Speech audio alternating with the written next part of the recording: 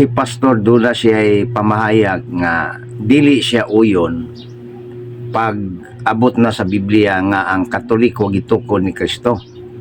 Apan diha kuno sa referensya uyon siya kay mabasa man, pero masupak yung kuno siya kung sa Biblia basihan atong paminawon.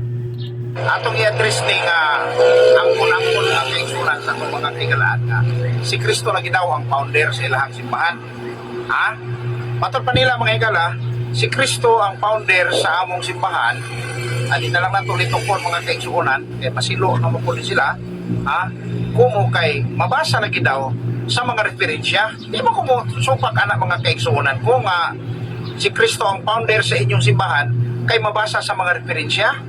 Ang ako lang isupakan mga kaigsunan ko, kung moingon mo nga si Kristo ang founder sa inyong simbahan, sumala sa Biblia, kana, di gyud ko anak mo sugot.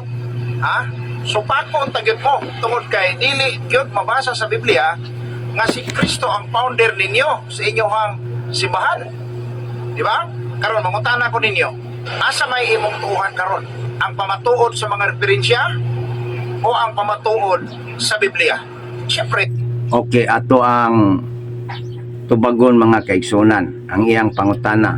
Unya matod pa niya dili kuno siya musupak may tungod sa referensya kay mabasa man. Apan sa Biblia iya gyud kunong supakon.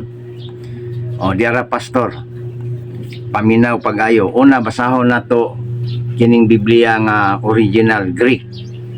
Mabasa gyud dinhi nga gi-mention giwali ni San Pablo ang Iglesia Katolika. Dili de Pablo kay Acts man ni. Gingon dinhi, Hemen on Ecclesia Catholis, tes Judaias kay Galilayas kay Samarias. So diri dapita mabasa na to ang Iglesia Katolika. Unya matod pa nimo pag di mabasa sa Biblia dili tuuhan. Nya kay nabasa man Iglesia Katolika, Ecclesia Catholis. So unsa naman mo oyo na ka pastor o gahi lang gyapon ka modawat? Ikaduha, kining gitawag og paraphrase New Testament Bible. Atong mabasa diri sa Roma chapter 11 verse 12. And if the Gentiles have been to great gainers by occasion of the sin and fall of the Jews, how much more when they shall become Christians? Will they add to the glory and greatness of the Catholic Christian Church? O mabasa yun, Catholic Christian Church. Nya unsa man ni pastor? Mabasa naman sa Biblia o nabasa naman sa Biblia.